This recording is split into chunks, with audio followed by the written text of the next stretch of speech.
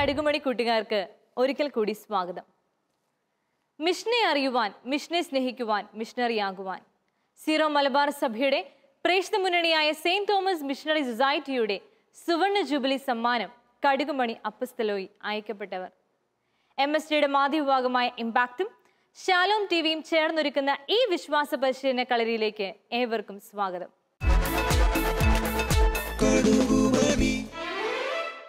പ്രിയ പ്രേക്ഷകരെ, നാം നമ്മുടെ പ്രേക്ഷിത യാത്ര തുടരുകയാണ്. കഴിഞ്ഞ എപ്പിസോഡുകളിൽ നാം പരിചയപ്പെട്ടത് മിഷൻ പ്രദേശങ്ങളാണ്.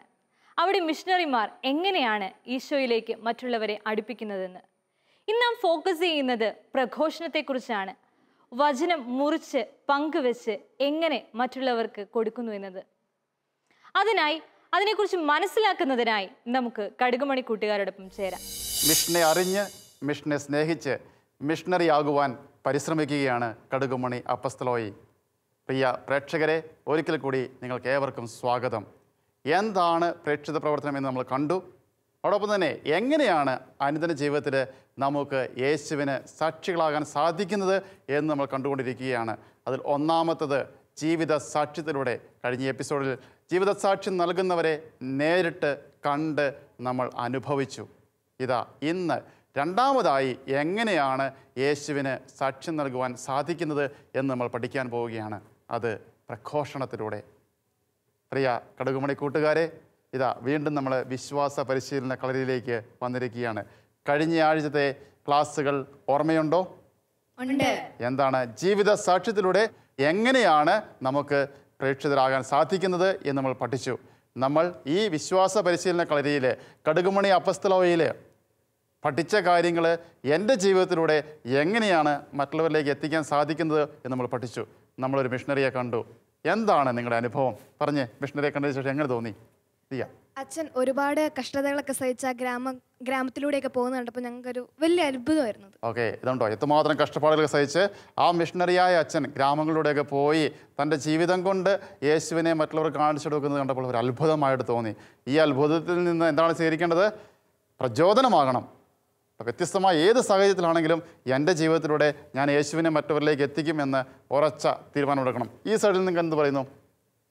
അച്ഛൻ്റെ ജീവിതം, അച്ഛൻ സ്വന്തം ജീവിതം മറ്റുള്ളവർക്ക് വേണ്ടി സമർപ്പിച്ച് കഴിയുമല്ലോ, അത് ഇന്നത്തെ സമൂഹത്തിന് വളരെ നല്ലൊരു മാതൃകയാണ്.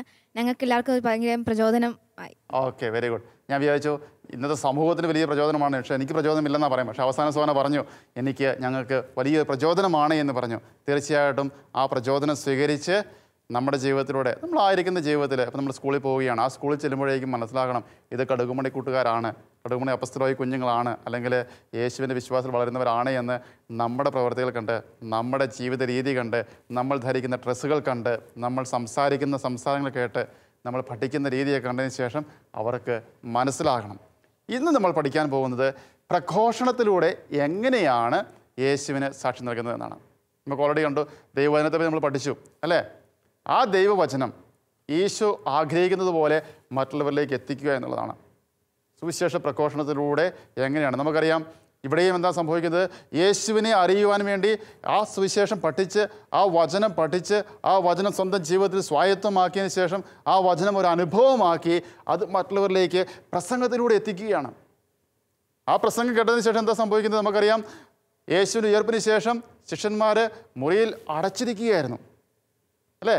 അവിടെ നിന്ന് പരിശുദ്ധാത്മാവ് വന്നപ്പോൾ ശക്തി ലഭിച്ച് അവർ പുറത്തേക്ക് വന്ന് ഘോരം പ്രസംഗിക്കുകയാണ്. അവരുടെ പ്രസംഗം കേട്ട് എത്രയോ പേരാണെന്ന് മാനസാന്തരപ്പെട്ട് അല്ലേ? അവരുടേതായ ഭാഷകൾ സംസാരിച്ചു, വിവിധ ഭാഷകളിൽ അവർ ശ്രമിച്ചു, അതിനുശേഷം യേശുവിനെ സ്വീകരിക്കുകയാണ്. ഇത് തന്നെയാണ് പ്രഘോഷണത്തിലൂടെ സംഭവിക്കുന്നത്. സുവിശേഷം പ്രസംഗിക്കാനുള്ള അവസരം കിട്ടിയിട്ടുണ്ടെങ്കിൽ അത് പ്രഘോഷിക്കണം. നമുക്ക് സ്കൂളിലേക്ക് പോകുമ്പോഴേക്കും, അല്ലെങ്കിൽ നമ്മുടെ ഗ്രൂപ്പിലായിരിക്കുമ്പോഴേക്കും, അല്ലെങ്കിൽ നിങ്ങൾ ഇതുപോലെ എന്തെങ്കിലും പ്രോഗ്രാമിൽ ഒന്നിച്ച് പോവുകയാണ്, അപ്പോൾ വ്യത്യസ്തമായ അല്ലെങ്കിൽ യേശുവിനെ അറിയത്തില്ലാത്തവർ നമ്മുടെ കൂട്ടത്തിലുണ്ടെങ്കിൽ എനിക്കൊരു കഥ പറയാനുണ്ട്, ഞാനൊരു കഥ പറയട്ടെ. അതിനുശേഷം സിനിമാ കഥയല്ല പറയേണ്ടത്, നമ്മുടെ സുവിശേഷത്തിലെ കഥകൾ. എത്ര മനോഹരമായ കഥകളാണ്.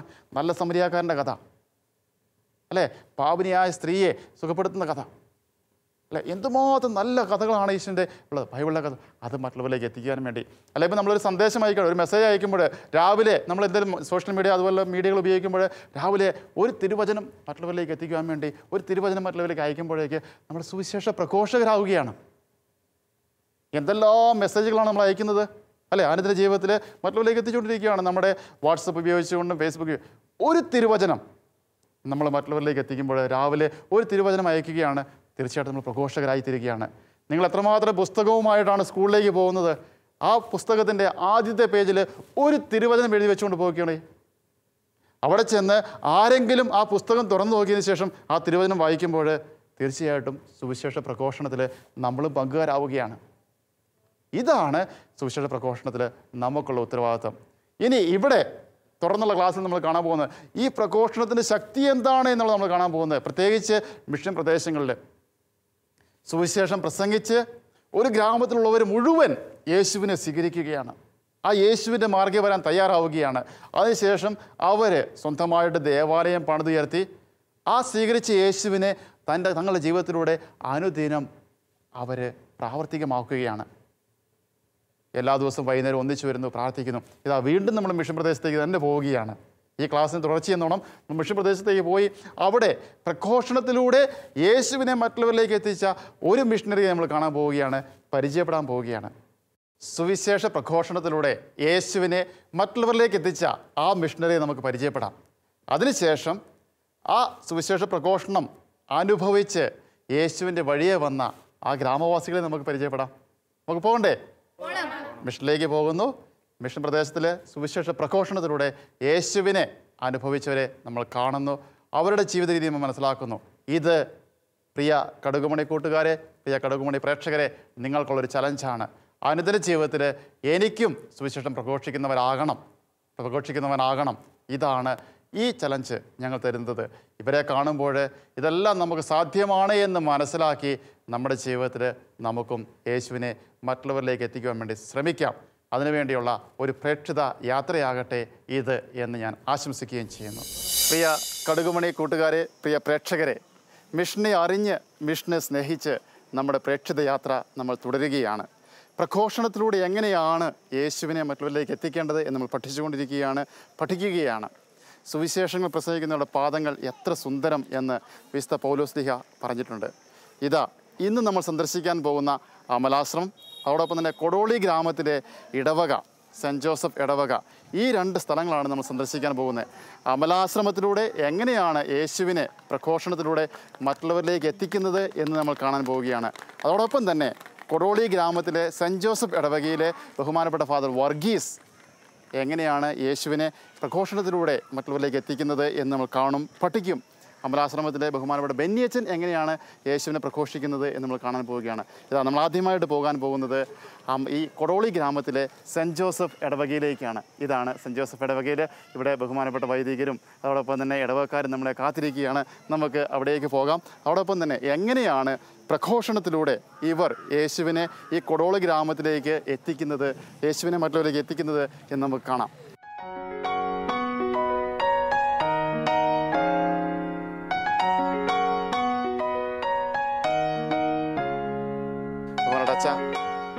കടുകുമണി അപ്പസ്തലോയിലൂടെ പ്രഘോഷണത്തിലൂടെ എങ്ങനെയാണ് യേശുവിനെ മറ്റുള്ളവരിലേക്ക് എത്തിക്കാം എന്നാണ് ഞങ്ങൾ പഠിച്ചുകൊണ്ടിരിക്കുന്നത്.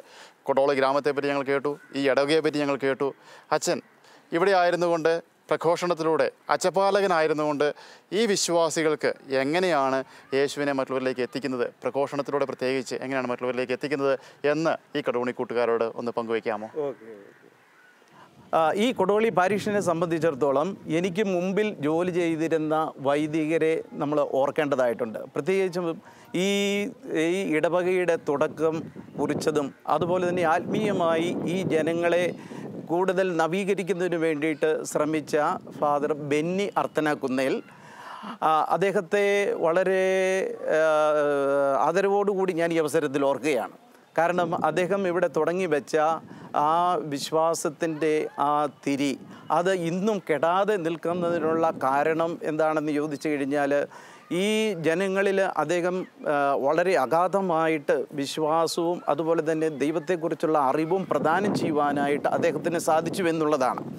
അപ്പോൾ ഞാൻ ഇവിടെ വന്നു കഴിഞ്ഞപ്പോൾ എനിക്ക് ഒത്തിരിയേറെ സന്തോഷം തോന്നി. കാരണം എല്ലാ ദിവസങ്ങളിൽ പോലും 10, 30, 35 ആൾക്കാർ ഈ ദേവാലയത്തിൽ വരികയും അതുപോലെ തന്നെ അനുദിനം വിശുദ്ധ കുർബാന സ്വീകരിക്കുകയും ഒക്കെ ചെയ്യുന്നത് കണ്ടപ്പോൾ എനിക്ക് ഒത്തിരിയേറെ സന്തോഷം തോന്നി. അപ്പോൾ ഇത് കൂടുതൽ ആത്മീയമായ ഒരു ഉണർവിന് ഉതകുന്നതാണെന്ന് മനസ്സിലായതോടുകൂടി വിശുദ്ധ കുർബാനയിലേക്ക് കൂടുതൽ ആൾക്കാരെ ശ്രദ്ധിക്കാനും, കാരണം വിശുദ്ധ കുർബാനയാണല്ലോ നമ്മുടെ ജീവിതത്തിലെ ഏറ്റവും വലിയ ആരാധനയും പ്രാർത്ഥനയും എന്നത്. അതുകൊണ്ട് വിശുദ്ധ കുർബാനയെ കേന്ദ്രീകരിച്ചുകൊണ്ട് വിശുദ്ധ കുർബാനയെക്കുറിച്ച് കൂടുതലായിട്ട് ഈ ജനങ്ങളോട് പറഞ്ഞു കൊടുക്കുവാനുള്ള ഒരു അഭിവാഞ്ച എൻ്റെ മനസ്സിലുണ്ടാകുകയും അതിന് പ്രകാരം ഓരോ ദിവസവും വിശുദ്ധ കുർബാന സുവിശേഷ വായനയ്ക്ക് ശേഷം വചനം കുറേശ്ശെ പറഞ്ഞു കൊടുക്കുകയും അതുപോലെ തന്നെ ഞായറാഴ്ചയാണെങ്കിലും വളരെ ആഘോഷമായ രീതിയിൽ വിശുദ്ധ കുർബാന അർപ്പിക്കുകയും ചെയ്തു. അപ്പോൾ ഇവർക്കുടെയും വിശ്വാസം വളരെ അഗാധമായ വിശ്വാസമാണ്. കാരണം ഇവരുടെ ജോലിയെല്ലാം കഴിഞ്ഞ് 7 ആകുമ്പോഴത്തേന് ഇവിടെ വരികയും അതുപോലെ തന്നെ 7:30-ക്കുള്ള വിശുദ്ധ കുർബാനയിൽ അനുദിനം ഇവർ പങ്കെടുക്കുകയും ചെയ്യുന്നു. അത് എന്നെ സംബന്ധിച്ചിടത്തോളം വളരെ സന്തോഷത്തിൻ്റെ ഒരു കാര്യമാണ്. അപ്പോൾ അതുകൊണ്ട് ഞാനും എന്നോടത്ത് ജോലി ചെയ്യുന്ന സിസ്റ്റേഴ്സും ഞങ്ങൾ മിക്ക ദിവസങ്ങളും വീട് വിസിറ്റ് ചെയ്യുകയും അവിടെ കുടുംബ പ്രാർത്ഥനകൾ നടത്തുകയും ചെയ്യാറുണ്ട്. അപ്പോൾ ഇതെല്ലാം ആൾക്കാരിൽ ഒത്തിരിയേറെ സന്തോഷവും ഉന്മേഷവും നിറഞ്ഞു നിൽക്കുന്ന ഒരു കാര്യമാണ്. നമ്മളെക്കാൾ കൂടുതലായിട്ട് ഉപവാസകാലത്ത് ഇവരാണ് ഉപവാസം കൂടുതലായിട്ട് എടുക്കുന്നത്. പ്രത്യേകിച്ചും ആ ദിവസങ്ങളിൽ കുരിശിൻ്റെ വഴിയിലൊക്കെ വളരെ ഭക്തിയോടുകൂടി ഇവർ വന്ന് സംബന്ധിക്കാറുണ്ട്. അപ്പോൾ ഇത് ഓരോ ദിവസവും നമ്മൾ കടന്നു പോവുകയാണ്. അപ്പോൾ ഇവരുടെ ഈ ജീവിതം കണ്ട് ഇവിടെയുള്ള ബാക്കി ക്രൈസ്തവർക്കും ഇതൊരു വലിയൊരു മാതൃകയാണ്. ഇവിടെയെല്ലാം ദൈവത്തിൻ്റെ പ്രത്യേകമായ അനുഗ്രഹമാണ് എനിക്ക് പറയുവാനുള്ളത്. ഈ വിശുദ്ധ ഗ്രോട്ടായുടെ മുന്നിൽ വന്ന് ജപമാല ചെല്ലുമ്പോൾ ഒത്തിരിയേറെ ജനങ്ങൾ അവർക്ക് വളരെ അത്ഭുതങ്ങൾ അവരുടെ ജീവിതത്തിൽ നടന്നിട്ടുണ്ട്. 7-8 വർഷമായിട്ട് കുട്ടികളില്ലാത്ത ദമ്പതികൾക്ക് ഈ ഇവിടെയുള്ള മാതാവിൻ്റെ അടുത്ത് വന്ന് പ്രാർത്ഥിച്ച് പോയതിന് ശേഷം അവർക്ക് കുട്ടികളുണ്ടാവുകയും അതുപോലെ തന്നെ മറ്റുള്ളവരോട് അവരത് പറയുകയും അവരും ഇവിടെ വന്ന് പ്രാർത്ഥിക്കുകയും ചെയ്യുന്നു. അതുകൊണ്ട് എല്ലാ ദിവസവും രാത്രി ഒരു 10 വരെ ഇവിടെ നമ്മൾ ലൈറ്റ് ഇട്ടിരിക്കുകയാണ്. എപ്പോഴും ആൾക്കാർ വരികയും പ്രാർത്ഥിക്കുകയും ഇവിടെ ചെയ്യാറുണ്ട്.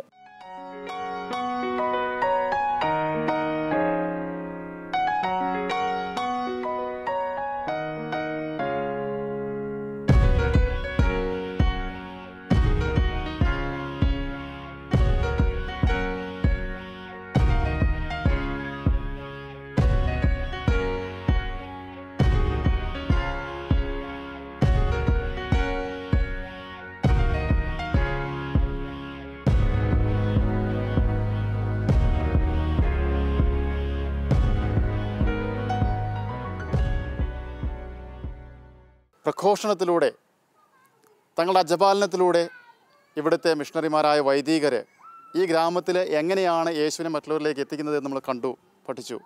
ഇതാ ഈ പ്രഘോഷണത്തിലൂടെ തങ്ങളുടെ സാന്നിധ്യത്തിലൂടെ വിശ്വാസത്തിൽ വളർന്നു വന്ന കുടുംബാംഗങ്ങളാണ് ഇന്ന് നമ്മളോടൊത്തായിരിക്കുന്നത്.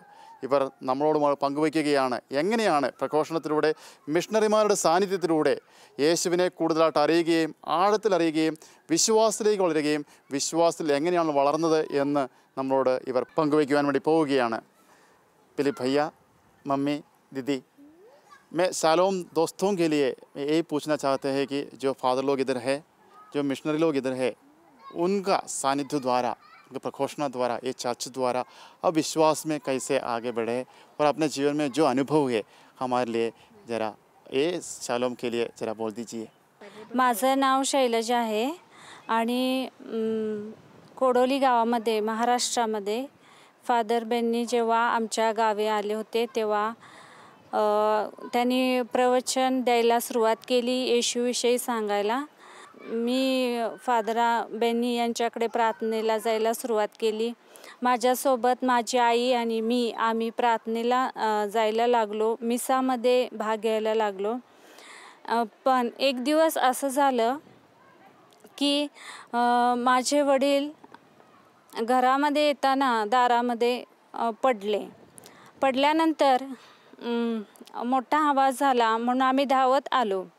काय झालं म्हणून बघितलं तर माझ्यासोबत माझी मैत्रीण अंजना नावाची होती. ती कार्डियक हॉस्पिटलमध्ये नर्स होती आणि तिने माझ्या वडिलांचे पल्स बघितले तर ते पल्स लागत नव्हते आणि माझ्या वडिलांचं शरीर एकदम थंड झालेलं होतं. आणि ती मला म्हटली की पप्पाचे पल्स लागत नाही आणि त्यांचे शरीर पण थंड झाले, पप्पा आता मरण पावले. कारण मी भरपूर पेशंटला बघते की मेलेल्या लोकांना मी समजते की काय झाले ते. मग माझी आई होती घरी, माझा लहान भाऊ होता.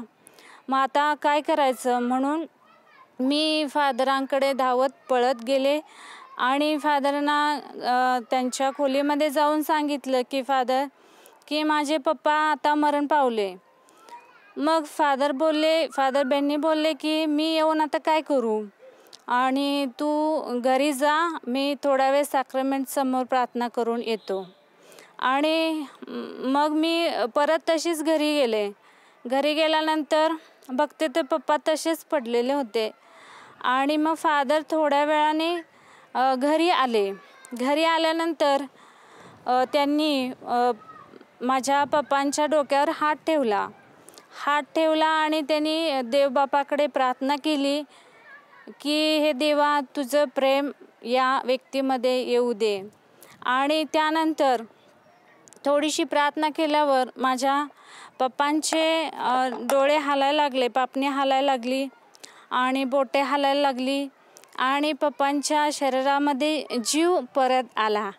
आणि माझे पप्पा फादरना बोलले की मला खूप भूक लागलेली आहे आणि मला काहीतरी खायला द्या. मग माझ्या आईने घरात जाऊन भाकरी आणली आणि थोडी तुकडे करून अशी दिली आणि फादरांनी स्वतःहून माझ्या वडिलांना ती भरवली. तर तेव्हापासून माझं पूर्ण कुटुंब प्रार्थनेमध्ये आहे. माझे दोन्ही भाऊ, वहिनी, त्यांची मुलं, मी स्वतः, माझे मिस्टर, माझे 2 मुली, आम्ही सर्वजण कॅथलिक ख्रिश्चन झालो.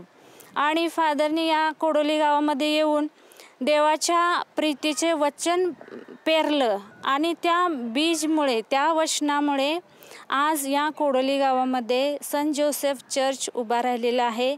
आणि त्या येशूच्या विश्वासामध्ये आता आम्ही दृढ बनत चाललेलो आहोत. आणि म्हणून मी देवाचे आभार मानते की आज माझ्या कुटुंबाला विशेष एक साक्ष देण्याची संधी आज मला मिळालेली आहे. म्हणून शालोम टीव्हीचे पण मी आभार मानते. धन्यवाद.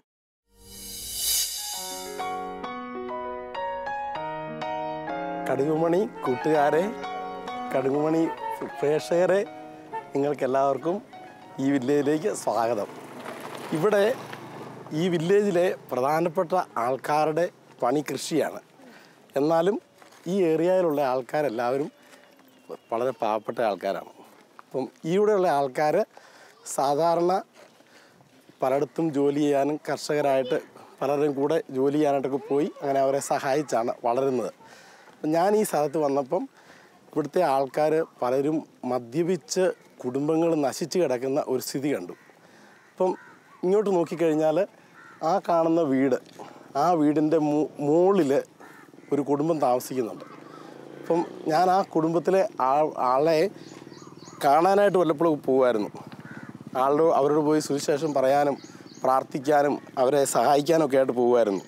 അപ്പോൾ അവിടെ ചെല്ലുന്ന സമയത്ത് നാട്ടുകാർ എന്നോട് പറയാൻ തുടങ്ങി, അച്ഛ, ആളിൻ്റെ വീട്ടിൽ പോയി കഴിഞ്ഞാൽ അച്ഛൻ്റെ വില പോകും, ആ കള്ളുകുടിയനാണ്, നാട്ടുകാരും വിലമതിക്കാത്തവനാണ്, അച്ഛനോട് പോകരുത് എന്നൊക്കെ എന്നോട് ആൾക്കാർ പറയുമായിരുന്നു. അപ്പം അങ്ങനെയുള്ള സമയത്ത് ഞാനിങ്ങനെ അവരോടിങ്ങനെ പ്രാർത്ഥിച്ചു, അവരുടെ കൂടെ പ്രാർത്ഥിച്ചൊക്കെ ഇങ്ങനെ പോയിരുന്നു. അങ്ങനെ ആ സമയത്ത് ദൈവം സഹായിച്ച് ആ മനുഷ്യന് ഒത്തിരി നല്ലവനായിട്ടൊക്കെ മാറാൻ തുടങ്ങി. പക്ഷേ ശരീരം ദുർബലമാണെന്ന് പറയുന്ന പോലെ വല്ലപ്പോഴും ഇവർ പിന്നെയും പോയി കള്ളുകുടിക്കും. ആഴ്ചയിൽ ഒരു ദിവസമെങ്കിലും ഒരു 90-100 പേരെ കള്ളുകുടിയന്മാരെ ഇവിടുത്തെ യുവജനങ്ങളുടെ സഹായത്തോടു കൂടി ഞങ്ങൾ ഒരുമിച്ച് ഒരിടത്ത് കൊണ്ടുപോയി കൂട്ടുമായിരുന്നു. അങ്ങനെ ഒരിടത്ത് ചെന്ന് കഴിയുമ്പം അവിടെ കൂടി അവരെ നമ്മൾ തന്നെ പല കാര്യങ്ങൾ പറഞ്ഞു കൊടുക്കും, പുറത്തുനിന്നുള്ള എക്സ്പേർട്സിനെ കൊണ്ടുവന്ന് പറഞ്ഞു കൊടുക്കും. അപ്പം അങ്ങനെ ഇവരുടെ പ്രാർത്ഥനയുടെ സഹായത്തോടെ ഒത്തിരി പേര് രക്ഷപ്പെട്ടു. പക്ഷേ എത്ര പേര് രക്ഷപ്പെട്ടാലും പിന്നെയും ഇത് ശരീരത്തിൻ്റെ ദുർബലത ആയതുകൊണ്ട് ആൾക്കാർ പിന്നെയും കുടിക്കാനായിട്ട് പോകും. ഇപ്പം നമുക്ക് ഈ വീട്ടിൽ കയറി പ്രാർത്ഥിക്കാം. ഇത് കാള എന്ന് പറയുന്ന ആളുടെ വീടാണ്.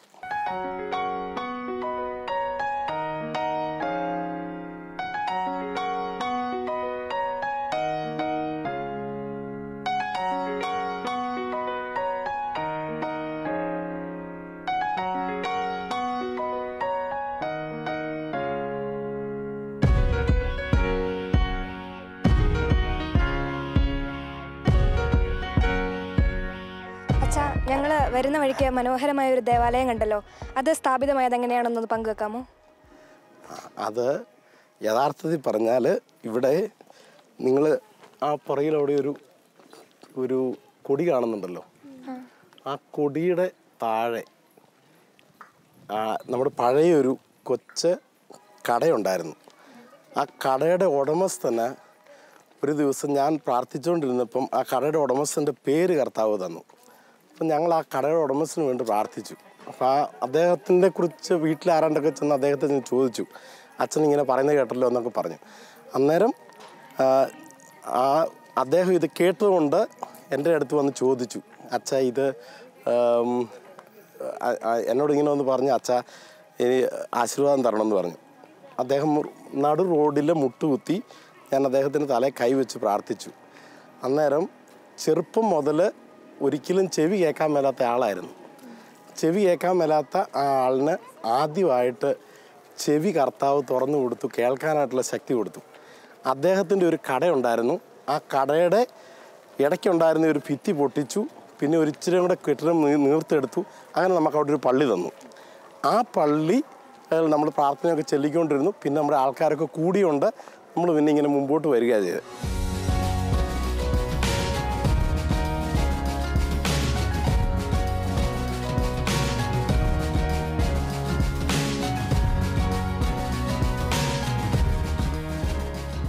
പുതിയ വില്ലേജിലൊക്കെ നമ്മളിങ്ങനെ കയറി കണ്ടുവരികയായിരുന്നു.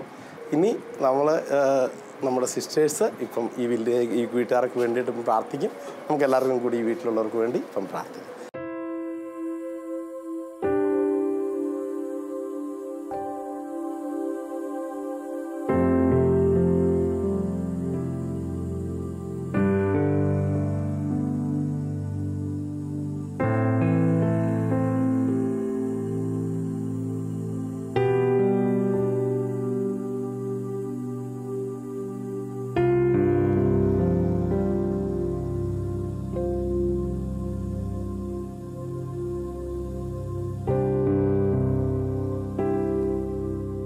ഞാൻ ആദ്യമായിട്ട് ഇദ്ദേഹത്തെ പരിചയപ്പെടുത്തി തരാം. ഇദ്ദേഹം ഈ വില്ലേജിൽ ഏറ്റവും ആദ്യമായിട്ട് എനിക്ക് താമസിക്കാനായിട്ട് സ്ഥലം തന്ന ആളാണ്. ഇദ്ദേഹത്തിൻ്റെ ഭാര്യ ഇവിടെയുണ്ട്. ഇത് ഇളയ മകള്.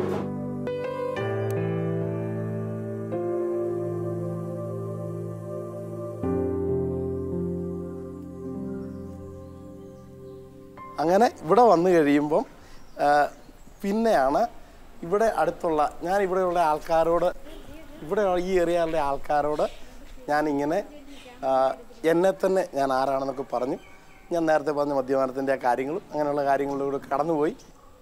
ഇവിടെ ഞായറാഴ്ച കുർബാനയ്ക്കൊക്കെ വരുന്ന ആൾക്കാർ ഇവരുടെ ഭയങ്കര വിശ്വാസമാണ്. വിശ്വാസത്തോട് പ്രാർത്ഥിക്കുന്ന സമയത്ത് 30 പേര് പ്രാർത്ഥിക്കാൻ വന്നാൽ 30 പേര് അനുഭവമില്ലാതെ ഇവിടുന്ന് പോവുകയില്ല. ചില ദിവസം 50 പേര് പ്രാർത്ഥിക്കാൻ വരും, 50 പേര് അനുഭവമില്ലാതെ പോയി. അത്രമാത്രം വിശ്വാസം ഇവിടുത്തെ ആൾക്കാർക്ക്.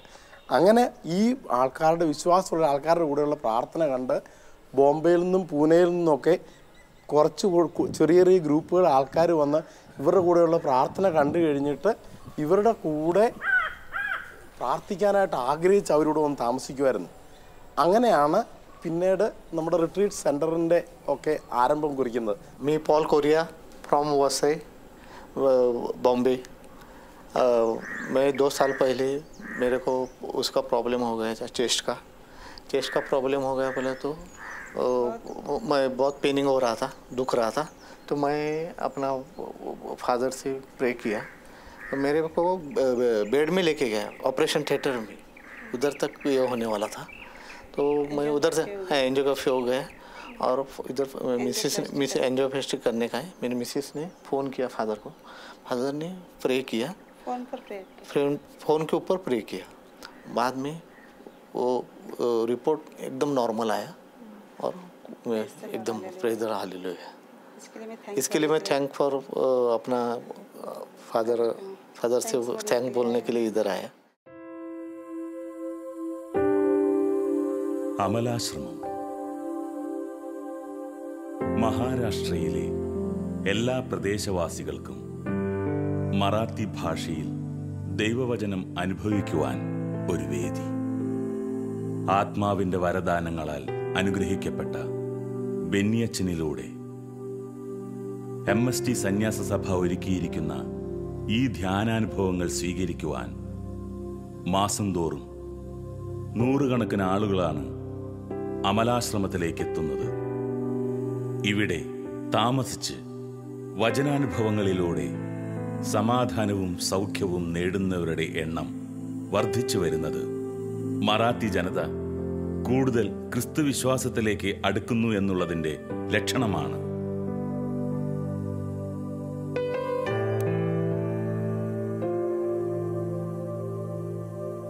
ബഹുമാനവും ആദരവും ആർജിക്കുന്ന സാധാരണ വൈദിക ജീവിതത്തിൽ നിന്ന് വ്യത്യസ്തമായി ക്രൈസ്തവ ജീവിതത്തെ അറിയാത്തവരുടെ ഇടയിൽ സാക്ഷരതയുടെയും സാമൂഹിക ക്ഷേമത്തിൻ്റെയും സുവിശേഷത്തിൻ്റെയും പ്രകാശമായി ഉരുകിത്തീരുന്ന മെഴുകുതിരികളായി ഈ മിഷണറിമാർ മാറുമ്പോൾ നമുക്കും ഇവർക്കായി പ്രാർത്ഥിക്കാം, ഇവരെ പിന്തുണയ്ക്കാം, ഇവരോടൊപ്പം അണിചേരാം. പഴയ നിയമത്തിൽ പ്രവാചകന്മാർ യഹോവയുടെ ഹിതം ജനങ്ങളെ അറിയിച്ചിരുന്നത് പ്രഘോഷണത്തിലൂടെയാണ്. ഈശോ പുതിയ നിയമത്തിൽ നാം കാണുന്നുണ്ട് പിതാവായ ദൈവത്തെ നമുക്ക് പങ്കുവെച്ച് തരുന്നതും ഇതിലൂടെയാണ്. പിന്നീട് ശിഷ്യന്മാർ നാനാദേശത്തേക്ക് പോയി സുവിശേഷ പ്രഘോഷണം നടത്തി ഈശോയെ മറ്റുള്ളവർക്ക് പങ്കുവെച്ചു കൊടുത്തു. ഇന്ന് നാം സാംഗ്ലി ദേശത്തിലൂടെ പോവുകയായിരുന്നു. അവിടുത്തെ വൈദികർ, അവിടുത്തെ മിഷണറിമാർ എങ്ങനെയാണ് ഈശോയെ മുറിച്ച് വിഭജിച്ച് മറ്റുള്ളവർക്ക് നൽകുന്നത് എന്ന് നാം കണ്ടു. എന്താണ് നിങ്ങൾക്കുണ്ടായ അനുഭവം? സുവിശേഷം പ്രഘോഷിക്കാനുള്ള അച്ഛൻ്റെ തീവ്രമായ ആഗ്രഹത്താൽ അച്ഛൻ പുതിയ ഭാഷ പഠിച്ച് കിട്ടിയ അവസരങ്ങളിലെല്ലാം ഗ്രാമങ്ങളിലെല്ലാം ചുറ്റി സഞ്ചരിച്ച് അവിടെ സുവിശേഷം പ്രഘോഷിക്കുകയുണ്ടായി. അതുവഴി നിരവധി പേർക്ക് രോഗശാന്തി ലഭിക്കുകയും കൂടാതെ കുറേ പേർ മനസ്തപിച്ച് യേശുവിലേക്ക് തിരിച്ചു വരികയും ചെയ്തു. അവിടുത്തെ സന്ദർശനം ഞങ്ങൾക്ക് വലിയൊരു അനുഭവമായിരുന്നു. പ്രിയ പ്രേക്ഷകരെ, നിങ്ങളും കടുകുമണി കൂട്ടുകാരോടൊപ്പം ഈ മിഷൻ പ്രദേശങ്ങൾ സന്ദർശിക്കുകയുണ്ടായി, അനുഭവങ്ങൾ നേടുകയുണ്ടായി. ഇനി നിങ്ങളായിരിക്കുന്ന സാഹചര്യങ്ങളിൽ കിട്ടുന്ന അവസരങ്ങളിലൊക്കെ വചന പ്രഘോഷണത്തിലൂടെ മറ്റുള്ളവരിലേക്ക് ഈശോയെ പകർന്നു കൊടുക്കുവാൻ പരിശ്രമിക്കുക. ഇതോടുകൂടി ഇന്നത്തെ എപ്പിസോഡ് ഇവിടെ പൂർണ്ണമാകുന്നു. നന്ദി, നമസ്കാരം.